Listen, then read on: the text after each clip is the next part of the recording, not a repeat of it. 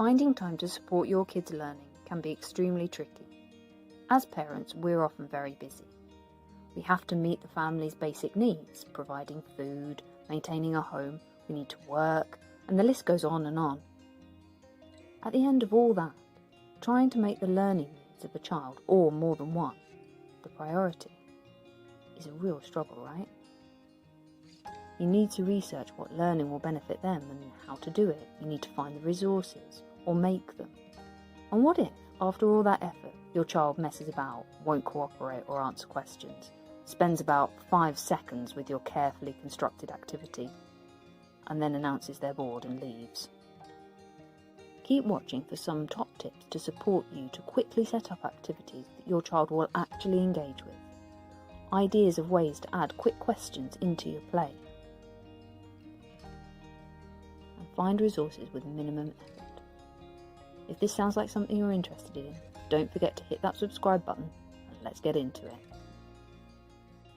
Hello and welcome to Kids 101. First of all, it's important to remember that young children learn best through play and other fun activities. So if it's not fun, it's not going to work nearly as well, and neither of you will enjoy it. So start with what you know your child likes. Join in with them.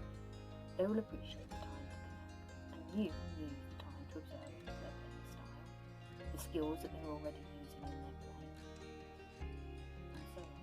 They might be storytelling, or practicing physical skills, or ordering things, or maybe they love construction. The list is almost endless, but knowing these natural tendencies in your child's play allows you to make activities that match their interests. After a while of letting your child lead the play, you can introduce a small element yourself, adding more to the learning within the play. Every playtime, learning opportunities will look a bit different, but let me give you 2 examples of the way that I've used this with my kids. I'll give an example in the storytelling game and also in the construction side. First, construction. This is a more ordered approach to the learning and worked because we already had lots of Lego out and my youngest was still considering what to build. However, you can use one or more of these activities within the play session or as a more focused activity. The beauty of it is that it requires almost no preparation, as it only uses minimal resources. Number 1. Simply build a tower. Count the blocks with your child as you go, and point out that you count 1 more each time when you add a block to the tower. Make the tower and ask, how many blocks will I have in the tower if I add 1 more? You can also repeat this with taking blocks off of the tower one at a time and counting down. Number 2. An adding tower game. Roll a dice and see how many blocks you need to add to your tower. Count them on and see how many blocks you have altogether. Or do the reverse and practice taking away. Start with a tower of blocks, say 20. Roll the dice and take away the number that you have rolled. See who can get down to 0 blocks first. Number 3. Build 2 towers. Which is the biggest? This is a great opportunity to use lots of different language. Biggest, smallest, tallest, shortest, more or less. Number 4. Sort colours.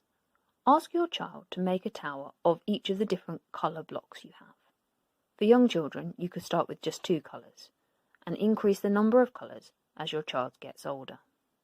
Practice the name for the different colours as you do so. Number 5. Copy the pattern. Use around 6 blocks to make a tower, and ask your child if they can make the same tower, positioning the same colour blocks in the same order as yours. Number 6 is a follow-on to this pattern activity. It involves predicting patterns. For older children, try making some repeating patterns and ask them if they can continue the pattern.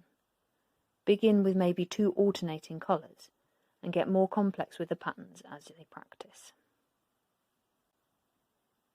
Number 7, finally, building challenges. These are great fun. If your child is struggling to decide what to build, or shows an interest in a particular topic away from Lego blocks or construction toys, challenge them to build things. that relate to that, maybe famous landmarks or animals or objects or vehicles. During this process, you can ask them questions about their build, like how will you build the head or the tower? How can you make it stronger or more stable?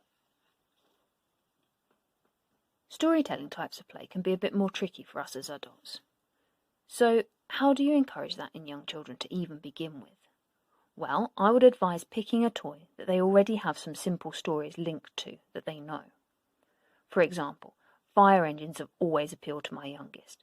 So the first game we played was a simple rescue from a high place. I placed a character in our high place. Well, actually on the edge of the bed, but anyway, high enough for the character. And I pretended that they were calling for help, and invited my little boy to bring the fire engine to them and enact a rescue.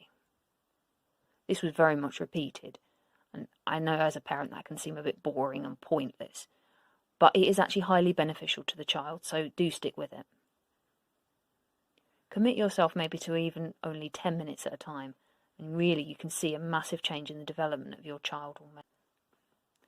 As the play develops, add more detail into the situation. Maybe narrate the story that your child is acting out, adding in a bit more advanced language over time. Or add a new variation on the situation that you're storytelling about. Maybe there's also a fire in this high place. Maybe there are more than one character that need rescuing from up there. Maybe there's a delay en route to the rescue.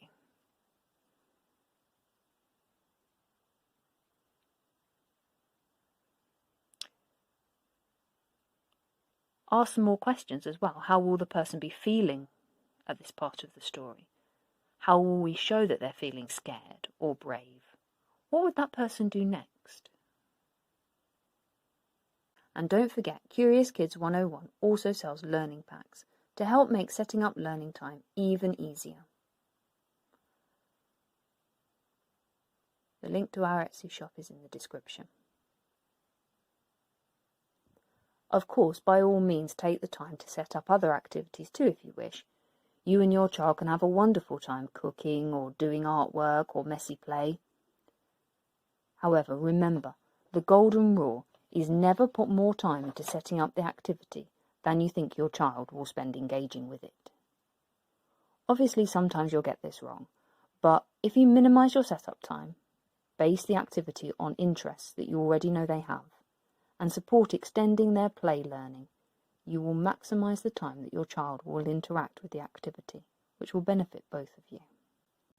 For more ideas and advice like this, please hit that subscribe button or follow Curious Kids 101 on other social media platforms. Until next time, keep inspiring learning. Bye-bye.